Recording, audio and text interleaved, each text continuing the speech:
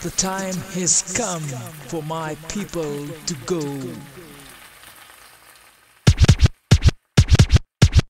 I'm not a queen, I'm a servant of the people. I'm not a king, I'm a servant of the people. It's what the people demand. We gonna keep fighting till we get that land.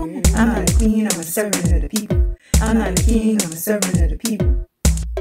It's time to rise to get what we want. We got to organize. Good day, good afternoon, good evening, good night, good people, good comrades, wherever you are in the world. I am Jamilah. I am here with Comrade Sadiq, and we organize with the All-African People's Revolutionary Party. This is the Pantsula Podcast. And of course, the objective of the All-African People's Revolutionary Party is to participate in reaching Pan-Africanism, which is a unified socialist Africa. That is our objective. Of course, that is a goal to reach in order to go to the world communism. So this is merely just a journey that we are on, and we know that we are most likely not going to see the end of capitalism in our lifetimes, but that's really not the main thing, because there are going to be future generations. And there are people before us, our ancestors, and even our elders who are still doing that work, in order for us to be able to do that work. And we're doing that work for future generations to see the world that we want to see today.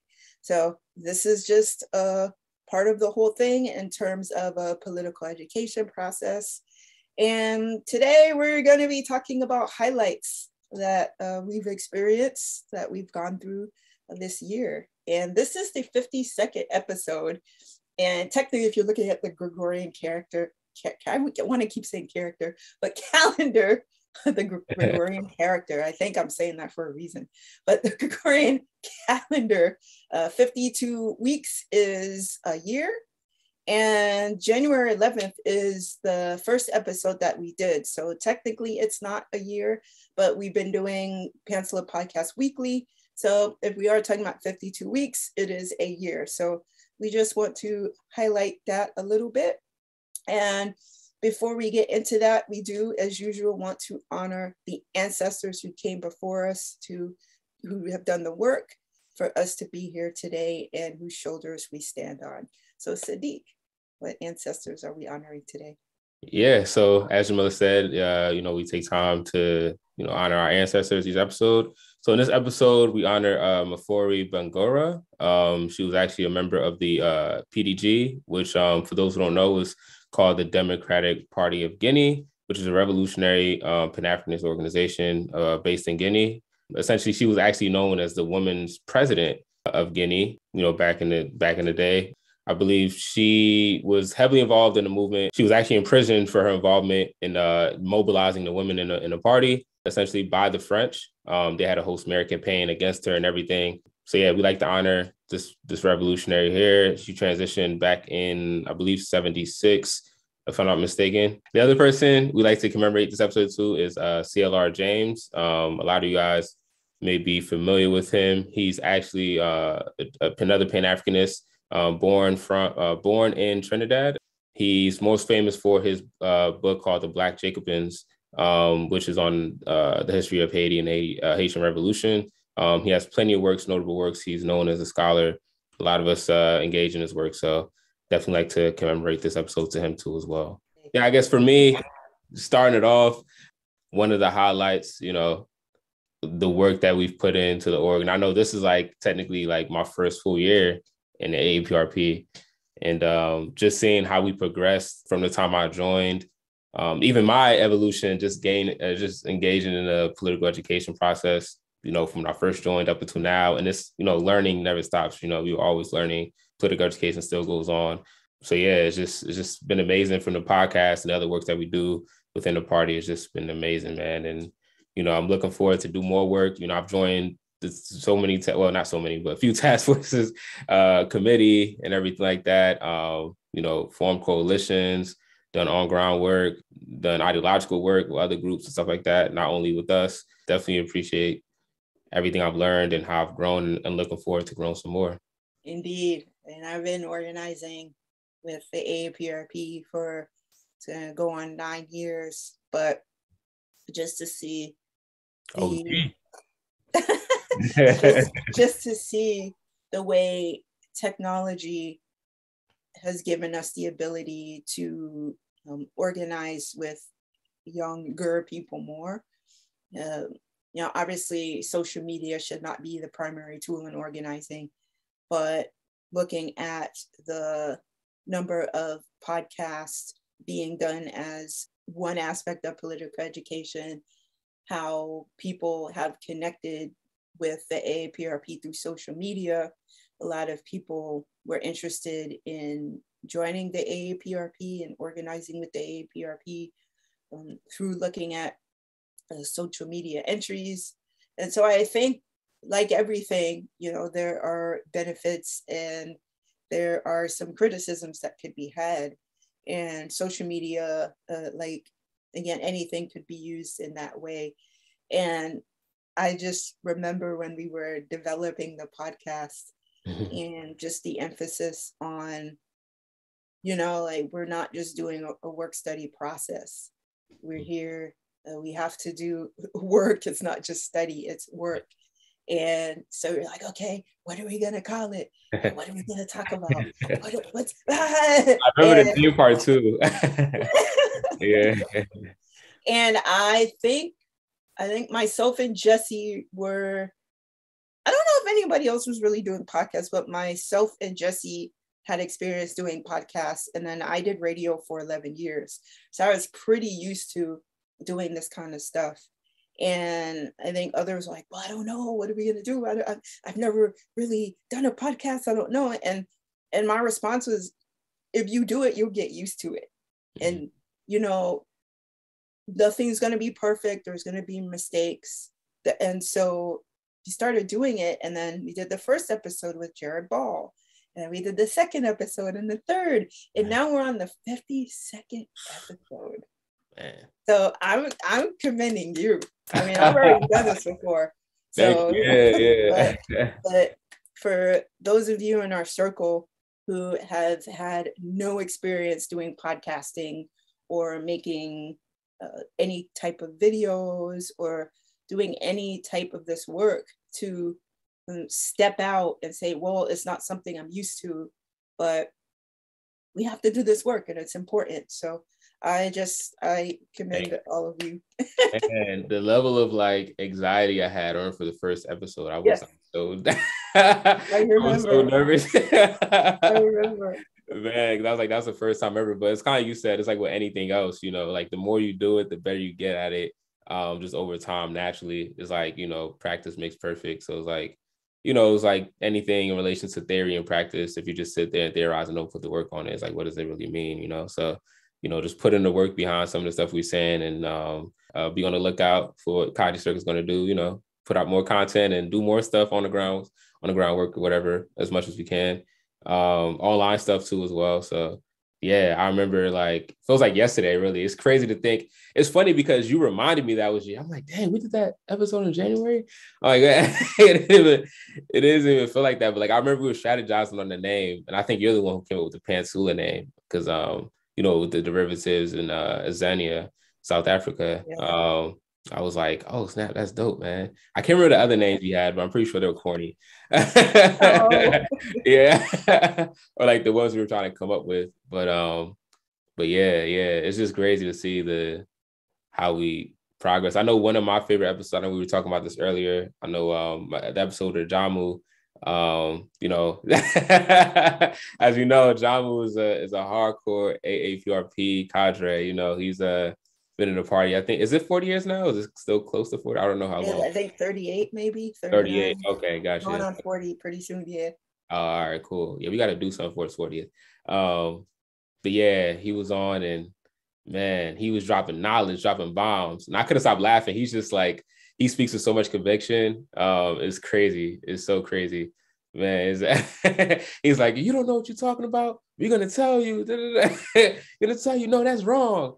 He's like, yeah, we live in a bourgeois. It's just so true because we live in a bourgeois ideology is upheld to the standard or the norm where people just you can say anything and no one wants to check you on it. that's like one of my favorite things he said. I'm like, it's so true, and he's like the epitome of that. Like, he won't, trust me. If anyone in the party knows a Jamu knows, you're not gonna get away with like saying some nonsense. It's not true without him checking you and saying, hey, this isn't right. So yeah, on top of the Jared Ball episode, was my first episode, and I think at the time I just read his the Myth and Propaganda of Black Buying Power, and I was like, wow, this is Jared Ball on this episode. I was like, man, this is crazy. Like, we actually have him here, whatever, and doing the episode. So yeah, man, it's just crazy to think back those 2 episodes in particular, and some other ones too. The Republican New Africa, that was also a good one for me too. Uncovering like the Kwame Ture thing, the letter is what he sent to them, and then Mapinduzi, the work they do out in South Carolina and stuff like that. Yeah, episode only sound, it's so much, so on and so on. To me, I think every episode is my favorite, but I'm biased because I'm in the circle, I guess. But yeah.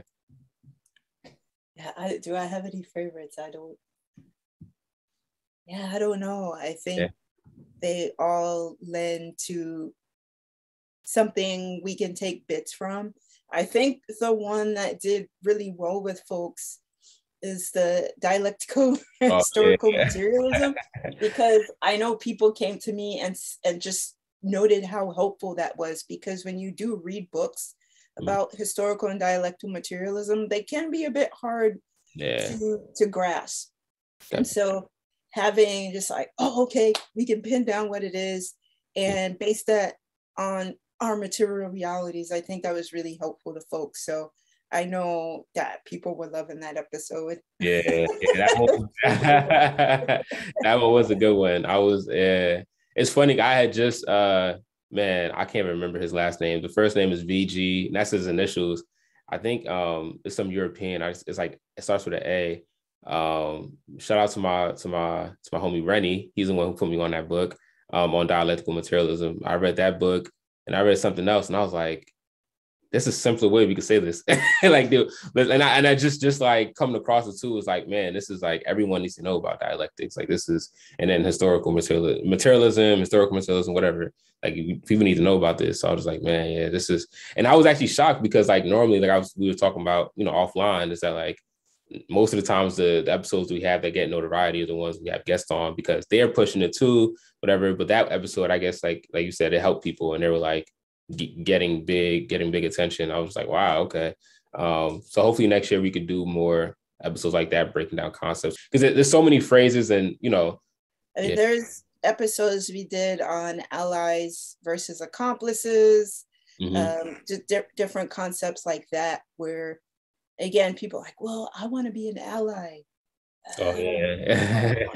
What does it mean to be so I think just making distinctions between the various concepts, or simplifying, that's probably the best word I can come up with right now, like simplifying concepts that are not very simple when others write about it. I think some things that we aim to do with this podcast, because political education should be for the masses of the people. It shouldn't be held by a minority of people who already withhold the bulk of the information and distribute in ways they feel is applicable. So I think these tools, we may not have ownership of these tools, but if we continue to utilize them in ways that benefit the masses, I don't see a problem with that. Yeah, it's funny too, because when I first came in the party, I was starting to read like stuff on like capitalism and stuff, but it was hard for me to interpret it.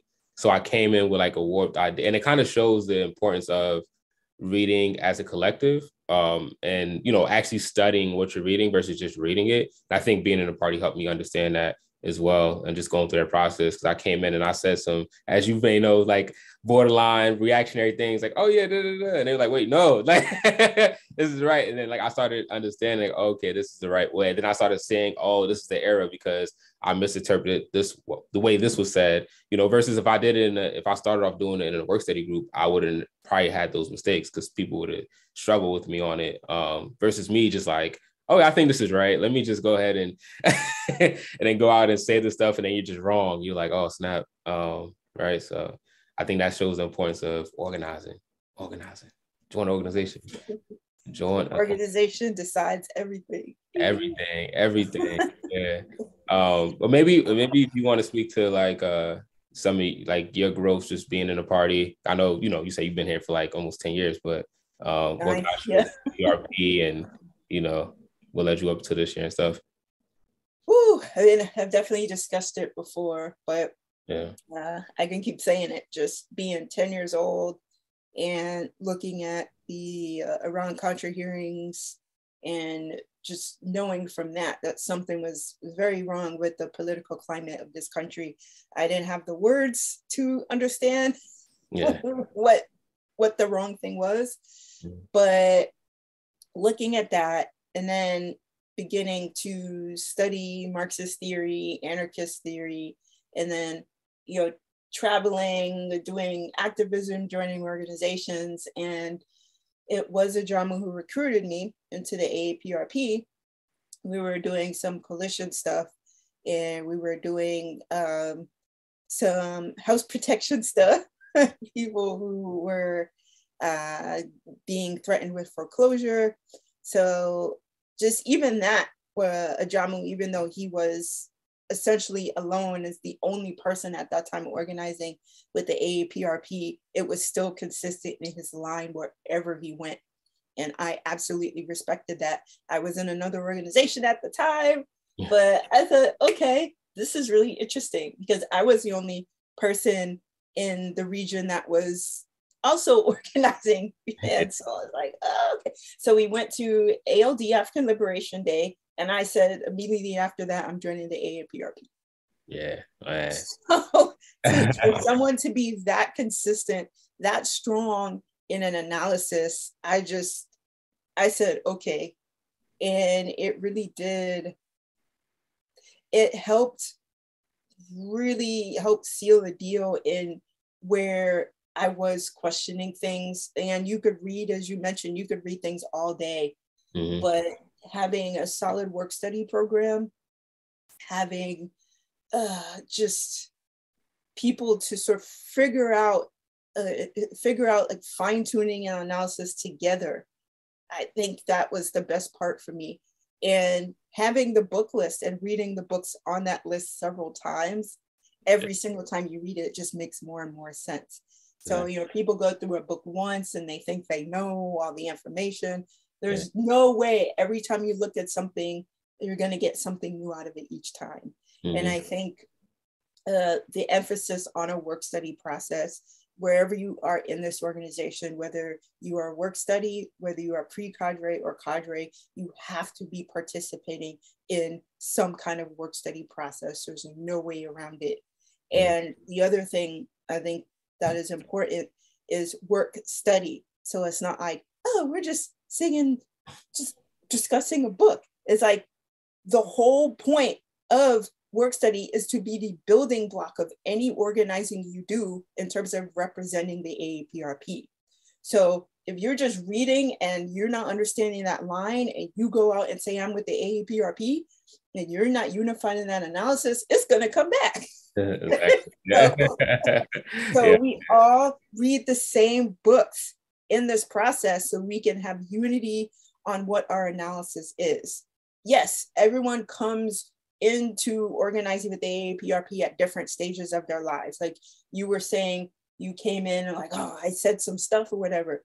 But again, if it's consistent, you're going to see that shift. And we're going to have unity on an analysis. And even if we have to struggle over it, it doesn't matter. And that's a huge thing as well, as having criticism, self-criticism process and struggling over concepts, struggling over whatever we're dealing with, and ultimately having a support network for that struggle. So if we're struggling, we're not isolated in that. And I think just in my experience of doing activism and organizing, that's not necessarily a common thing. So I also just having a gender analysis is not always common. Having a land analysis, understanding that land is primary and that Africa is primary. I think that obviously that's not a common thing. When people are talking about Pan-Africanism, people aren't necessarily tying Pan-Africanism to land. So that's another aspect that's crucial when organizing in the A-APRP. So, and also having a class analysis. So we can't fall into class reductionism. We cannot fall into race reductionism. Like, they're all interconnected. Race and class are interconnected. Wherever in the world people are talking about race, it's still tied to class in some way. So it can't be like, well, you know, people just hate me because I'm Black. I'm just like, that doesn't make sense. Yeah. Why would that be? Like, if it was just because you're Black, it's just whatever. It's just like, obviously there's some aspect to land tied to that. There's aspect of class tied to that. It can't merely be about someone's race. So having connection to that land analysis, nation, classes, gender analysis is really crucial. And it's not something that I've seen in other work I've done. And just so much of this work, doing work in the A-APRP, it just all gelled for me, and it made so much sense. And so I love the A-APRP. If I didn't, I wouldn't be here. And I think one of the things that was really that meant a lot to me is when I got in the accident. So if folks don't know, if they have, you could see past episodes, there's the one about, you know, capitalism and disability, but I got in a huge accident. You don't want to go that far back, but I got in a huge accident. I got ragdolled by a truck, by a semi, and I had to end up getting a leg amputated. And just the support I got from folks from who are in the A-APRP and comrades and allies in the A-APRP, I think meant a lot. You know, people couldn't necessarily physically be there, but the amount of emotional support. And I want to say with that, I felt really depressed because, like, I want to keep doing this work. And I can hardly write and talk right now, but I want to get back into doing the work. And I remember I would always say to y'all, if anything were to happen to me, y'all got to continue with the work. And y'all stepped up and did that when I was not physically able to. And that just really made my heart just melt. that I couldn't physically do it. And yeah, when I was kind of able to, I kind of just like slide into meetings or whatever, and then I would just get right back into it. Now, some people would be like, that wasn't necessarily the wisest thing. But I felt really horrible that I couldn't get, like, that's the one thing I was maddest about. I was like most upset that this accident took me away from doing the work. And again, people were like, you just got in an accident, it's okay. But I got really upset by that. But I always saying to y'all, like, don't depend on one person to carry everything, because anything can happen to that one person. And so y'all stepped up and did some work, and I just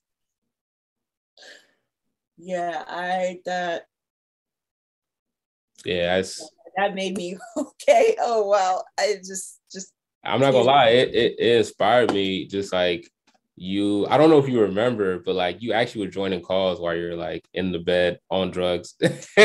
You're joining the calls, and like, to be honest, like, it inspired me. Like, man, like, you know, you were still committed to the work, and it just showed me like there's no excuses I could make to not be committed to the work, you know. And that just like really inspired me, like, man, you know. And I think it got me more dedicated to the point where I was like, all right, I don't think I was on the task force. Like, I'm joining the task force. I got to join, you know. And I was even stepping up on like 1 or 2 meetings where you were supposed to be on, but I was like, you know, I'm gonna just join anyway, because, like, you know, I know she's, you know, not in the right state right now. So so I think that definitely gave me inspiration. So you're a big reason why I tell everyone where I'm at. I know you like to say it's a party. It is a party. I don't want to, it's a party process because a lot of things that we have in place does help. But, Jamilah is definitely someone who's pushed me a lot, and made me reinvestigate some of the things I was thinking before. Some of the things I understood and just pushed me and struggle with me essentially. So yeah, man, thank you. Appreciate it. Oh, no, I know you're thanking us, but we have to thank you too. You're thanking us, so we have to thank you too.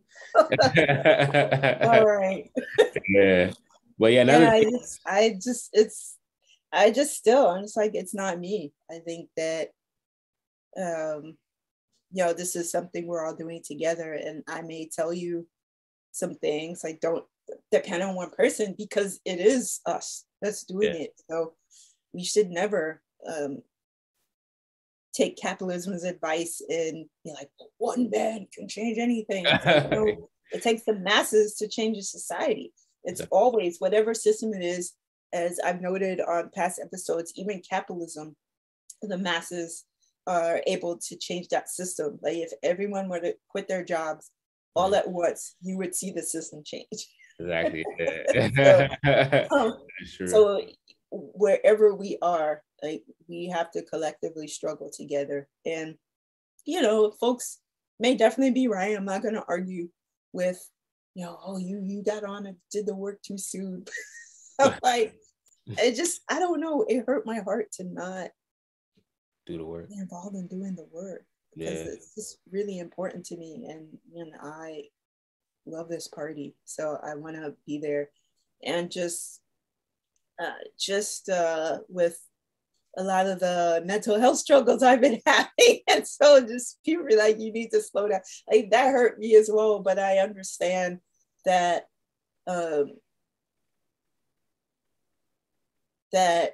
even with things Asada talked about as well, where you have to take a role sometimes where you step back and you have to sort of look at yourself so you don't burn out. And I think that's right. That's true. And so definitely I would never, I know it's like never say never, whatever, but I don't think that I would ever be like, I'm totally gonna just not do any work. That's just impossible for me. I don't think that would, I don't even know where I would go if it's like, I'm gonna totally step. I don't know where I would. Yeah, what would happen? I don't even want to think about that.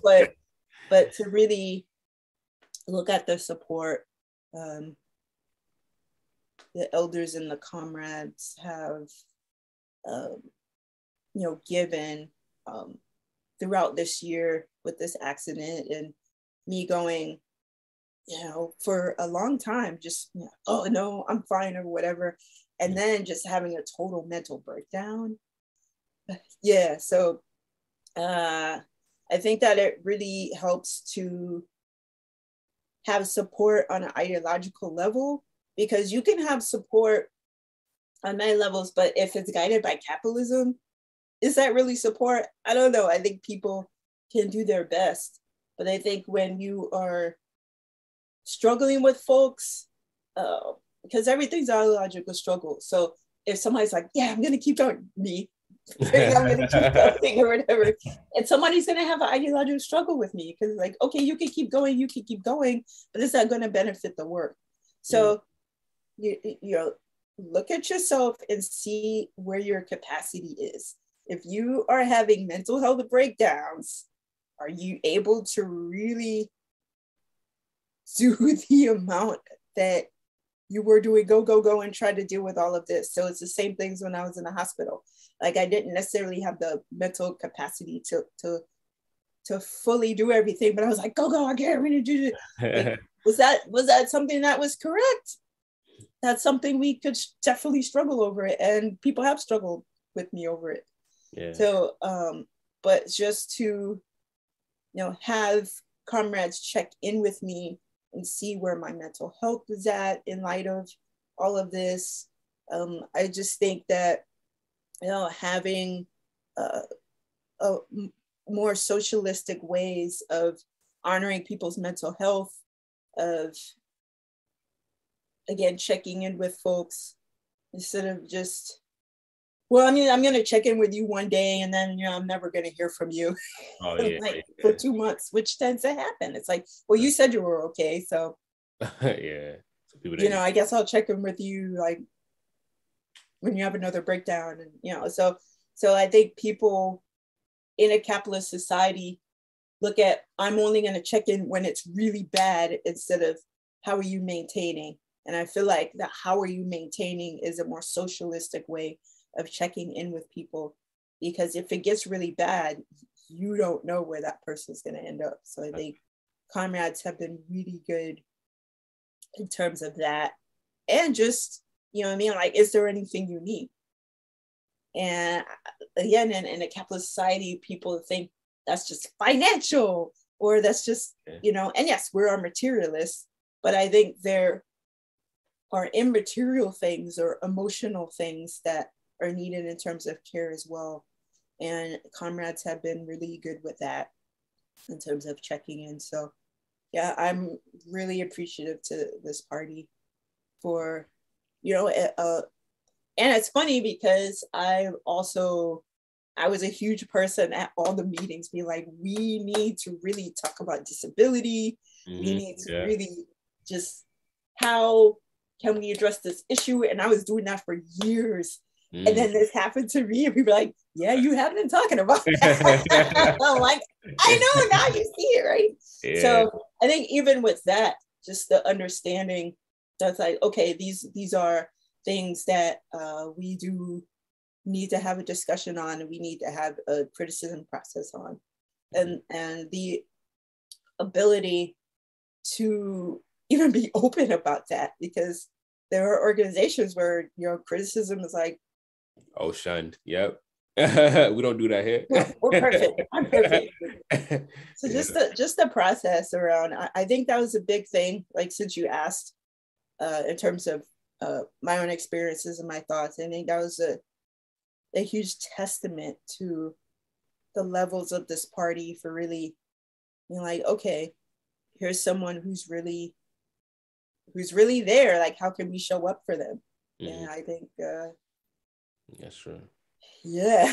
And just, again, I'm coming back to y'all just to, like, man, I can't even, like, I was like, oh, yay, and that's why I said, y'all don't need me. Y'all don't need me. Nah, it's dialectical. We don't, but we do. Yeah.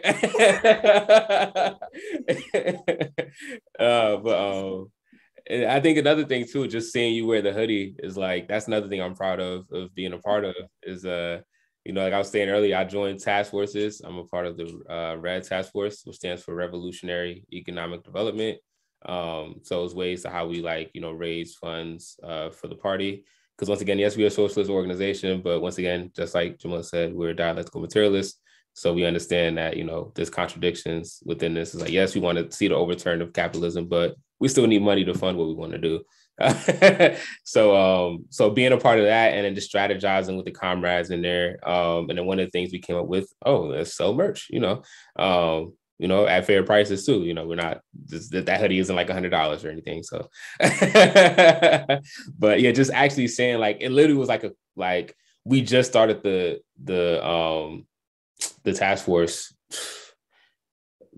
Correct me if I'm wrong. I know the Shavanduka, Jesse, whoever, probably gonna be like, they got the time wrong. I think it's probably like 4 months, maybe 5 months. I don't know, but it's definitely was like between the summertime and the fall time we started up until now, and like we already have the store up and running. We sold a good amount of stuff, and we're already creating a 5-year plan. It's just like, wow, like that stuff is like gratifying, to know that we like got going, and just to see people wearing it. It's sad. I actually need to get my stuff.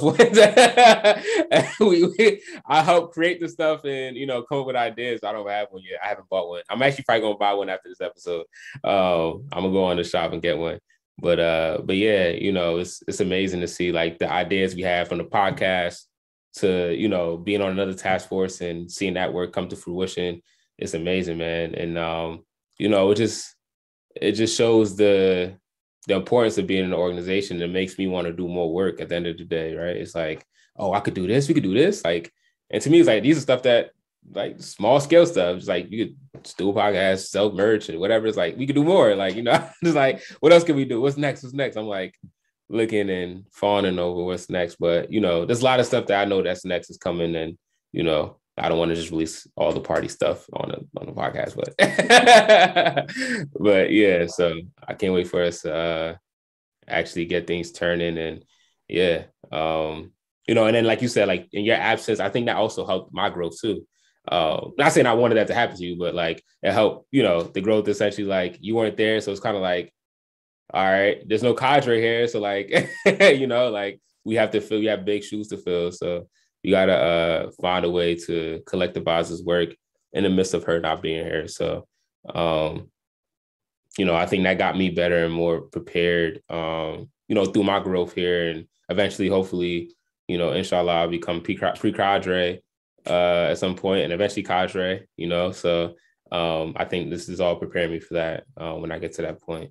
So yeah, can't wait to keep growing and get more members, and just, yeah, that's another thing too, is like, you know, being in a party and then like seeing the level of struggle it takes to, because I think some people, when they join, and even me, we all have like different you never organized before, or you don't know people organizing spaces. You know, you have like different ideas of what an organization may be. And I know that I'm one of them. And I see on the outside looking into, or on the inside looking out, sometimes I see the perceptions that people have too, that like, as we've been in the circle, you know, people join and it's like, they think it's just going to be like, oh yeah, I'm in the org now. It's all good. And I don't have to do anything. I got to tell people I'm in the org. I don't, you know, I just join the meeting. I just send a call and don't say anything. Don't contribute. Like, no, it doesn't work that way. At least not in the A-APRP. Maybe there's another organization you could join where you could just join and just say you're a member, and they won't, you know, you don't have to do anything. You can just say I'm a member. But then like, I think people have that idea I could just join and I just sit back and know it's like, actually it's the opposite. and I learned that too. And I was like, oh, okay. Like, I think coming in, I thought it was something like, I'm just going to have a specialized skill. I'll do that one skill and that's it. Like, you know, because, you know, I just thought that's what it was. Cause it's like a whole capitalist notion of like how things are structured essentially. And then I came in and I'm just like, oh, wow. Okay. I really have to do a lot of work. The stuff I have to do, I have deadlines, like it's a real, but then again, it's like, you know, I think we talk about this a lot in the party or in our circle, that when your job actually do stuff, and mind you, they exploiting your labor, you know, and all these things, they're, you know, they exploiting you in general as a worker, and you're doing it, you're scrambling to get these things done versus, you know, you're struggling for the people to fight for a liberated continent, socialist continent. Is like, you want to put the same amount of effort, if not more. So, you know, I try not to complain. I ain't gonna lie, first early on, I was like, in my head, I'm like, man, why I was got, man, you gotta read this page. What? Man, this is crazy. But then after a while, I started thinking about it, like when you say it in the meetings, or like, you know, we'll talk about it, about like, you know, we do all this for our jobs. And I'm like, dang, you all right, we do. And then just doing the work and then seeing, like, once again, just seeing the fruition of it was like, wow, okay. Seeing the podcast get like, you know, we don't have a big channel or anything, but you know, it's been growing just for a year. It's like we almost have like 400 or 500 subscribers and stuff, and people like, oh man, this stuff you have, and people commented. Even this morning, I think someone left a comment like, thank you for this episode. And I think it was actually our first episode, the Jared Ball episode, and stuff like that. So just know we're helping people in their, you know, political growth, and then hopefully, you know, getting people to join the party through watching the podcast, you know, me joining the task forces and stuff, and collaborating with other organizations and doing work with them. And yeah, man. I know I sound like a broken record. People like, you said this like 4 times. My bad, y'all. My bad. I'm just happy. Well, I think part of that work too is even doing the episodes is sort of an extension of work study, in that when you're talking through the concepts, it helps even you better understand them. Yeah. So not only does it help someone who's listening or watching, it's like, oh, actually, okay. Yeah.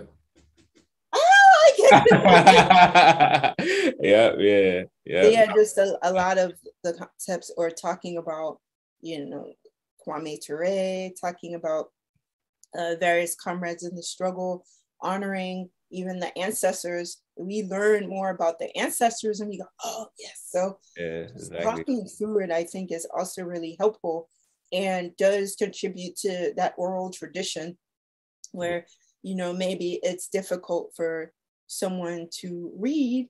And, you know, we've been talking about the importance of education and literacy, but there are different ways of having literacy. So if someone is struggling to read words on a page, this might help them and encourage them to, you know, struggle with that.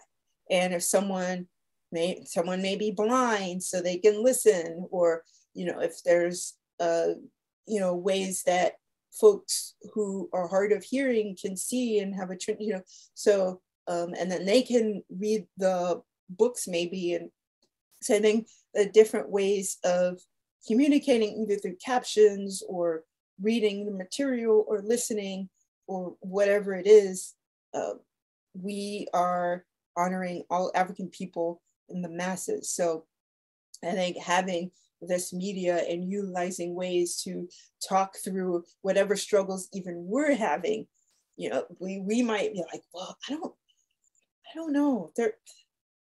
And by the end of the episode, it's like, I get it. I finally get it. So I think even with that, coming to an understanding and learning new things about ourselves, not only like if we've never recorded an episode before, learning the possibilities that are endless in what we can do, but, you know, saying, you know, I did this, I accomplished something.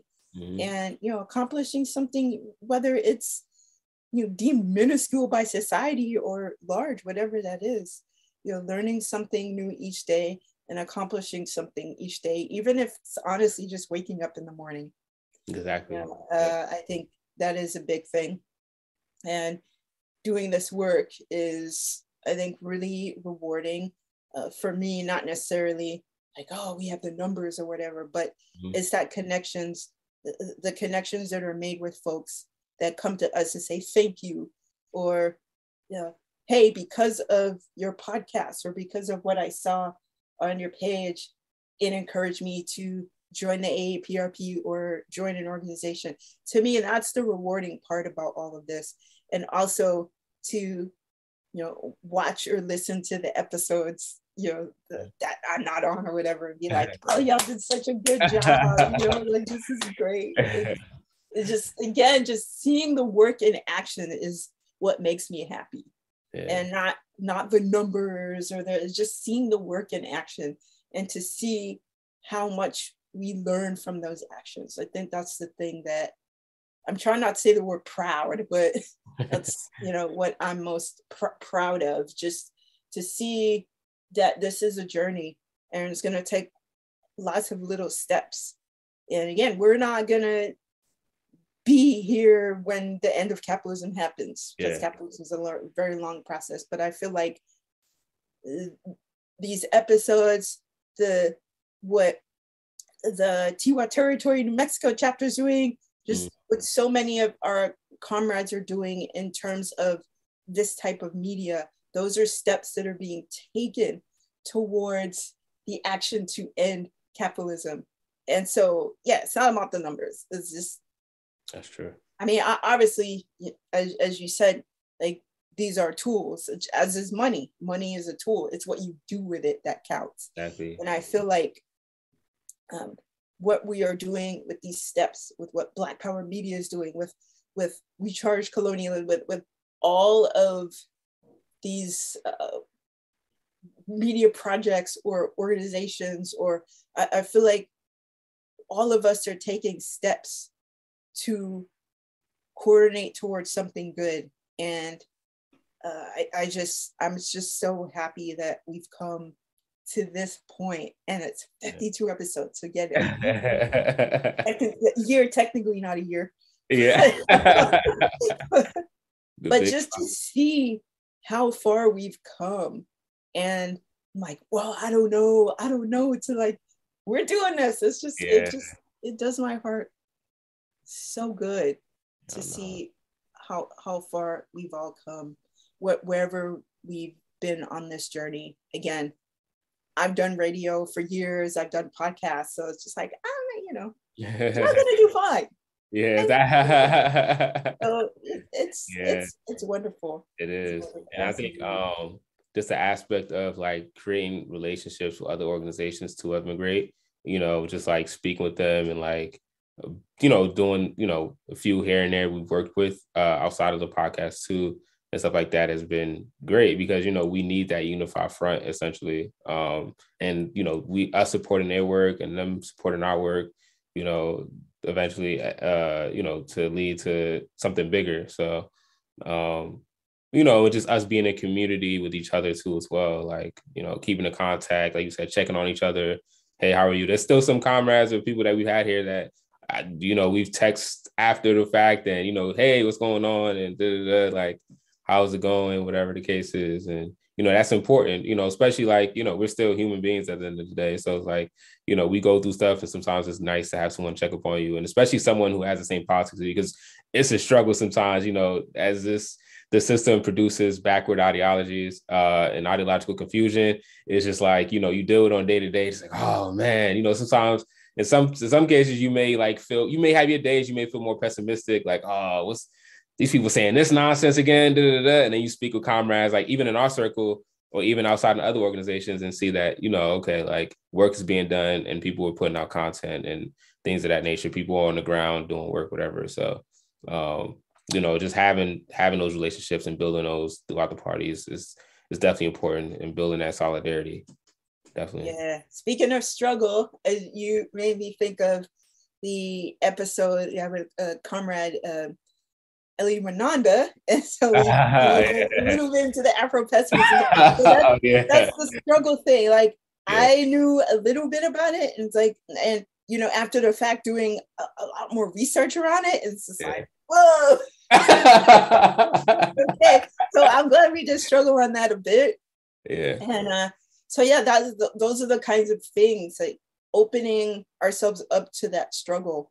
And you know, we have a particular analysis, and you know, even with Cherapa, there was something like, wait a minute. So you know, struggling on some of those concepts, I think is okay. Like we should never be an echo chamber for our own thoughts, especially if we're making something very public. Yes, we are very decisive in terms of where we stand on particular things, but it's okay to struggle, and it's okay to say, well, I don't really know about that. You know, let's put a pin in that or something. Exactly. But yeah, I think that's definitely for me an episode that is memorable. To just know that there are varying concepts and ideas around what Pan-Africanism is. Oh yeah. And you know, some of the guests that we have had on, it's just like, okay, let's, you know, so yeah, not even everyone that we've had on necessarily has the same concepts or ideas of what the solution should be. But again, if we in the A-APRP are consistent around an analysis, it's okay. Exactly. I mean, we definitely don't want to have somebody take up the time and be like, well, capitalism is not like, I don't think so. That kind of episodes is like, what's the point of that? But you know, somebody who is doing work. Exactly. And, you know, it might be a little bit of, you know, might have a little bit of a struggle. I think that's okay. Because if we're talking about having a united front, we are going to struggle with some folks. Exactly. So just even those moments, I think, are really good as well. And again, it helps us sharpen our skills in terms of like, hey, and so yeah, we shouldn't just be talking at ourselves. That doesn't make sense at all. Yeah, that's so true. And like you said, it helps sharpen our analysis, because sometimes some things we're like, all right, we're going to talk about this. I'm like, I kind of know about this. I'm gonna have to do some research on it beforehand, and then like get on the episode, talking about it, talking it through and stuff like that. And then obviously the episode we did with Salifu too is like getting insight. Like I knew about, you know, some things with the Cuba thing, but it's like him going in depth. I'm just like, oh wow, okay, like I'm learning something, you know. And that's something too that like you were saying too with struggle is like, I don't know if some people may think maybe the perception could be in some people, just me like thinking or, trying to look at it from another person's lens, like, oh, they think they have the perfect analysis on everything, right? It's like, no, I think in the A-APRP, we welcome struggle. Like, that's why we have the self-criticism process for that. That's why when we go on meetings and stuff like that, and we ask, when questions are asked, like I'm thinking like program meetings or whatever, like regional meetings, and then like, we go over certain papers and it's like, all right, what are y'all thoughts on this? And then people be like, well, I don't think this is right. Well, why don't you think it's right? But, and it's that struggle to fine tune that analysis. So we welcome struggle in the A-APRP, and I don't think we ever feel like, if anyone feels like, oh, I can't say anything to them because they feel like they're perfect, it's like that. No, that's not the case.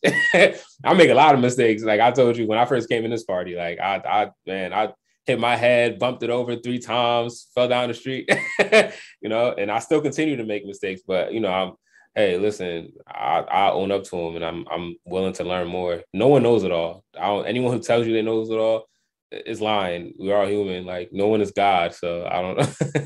No one knows every single thing. So, if somebody has all the answers on how to deal with all these problems, step up so we can figure it out. And free us. Yes, free all of us. Help free all of us. You have all the answers. If you have the silver bullet on how to, they're not doing it right because they talking some white man stuff. And listen, if you think that, tell us and show us how to do it then. Because listen, we need help. We want to get free. We want to all be free. So if you got the magic, if you free some people, free us too. Please. Absolutely. Yeah, man, it's crazy out here, man. So is there any other things that stand out in terms of what's happened throughout the year? Any other episodes? No, well, I think just sidebar, I think another important element when our work study process, what helps a lot for me is the geopolitical process, getting that worldview. I always say too, like what really turned the key for me, yes, was everything else I named earlier, like, the circle struggling with me on certain topics and like the ideological portion of our work study group, like reading the books and stuff.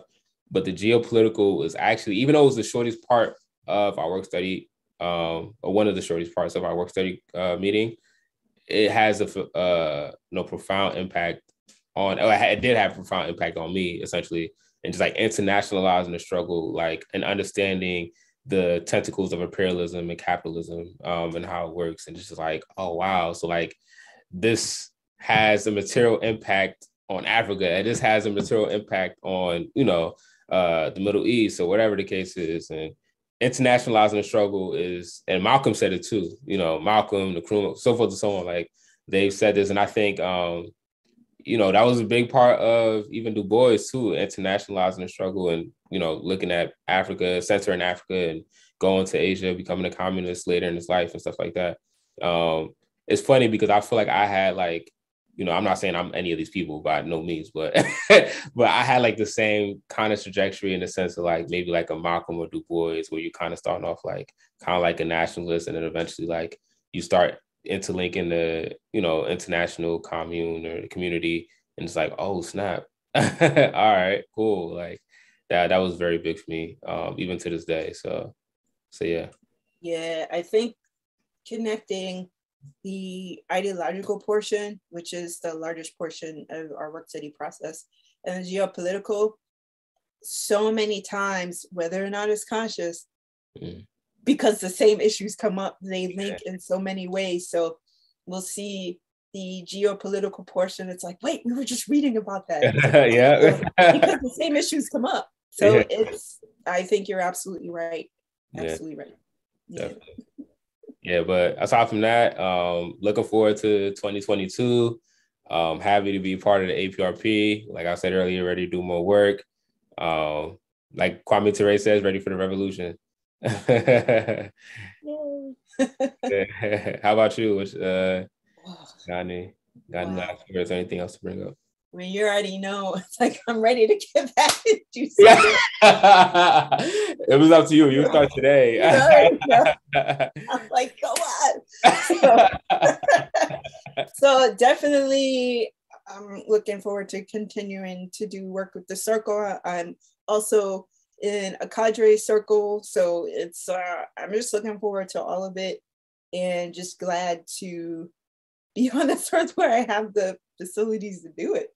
and doing more episodes, just really bringing awareness to all of this through this medium. And my one wish, besides being in a house full of cats, but my one wish is to see further the end of capitalism, and to also look forward to the universe willing that we'll be in Guinea-Bissau for the party congress.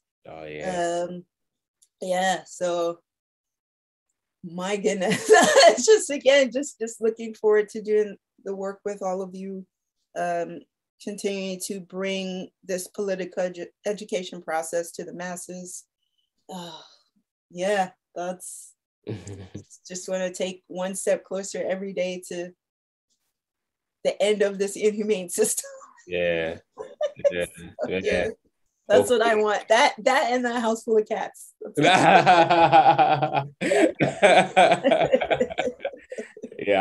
House full of cats. I think we can make it happen pretty soon. But capitalism thing, we working on it. We're gonna get there. Inshallah, we're gonna get there. We're gonna get there. Definitely. Wait.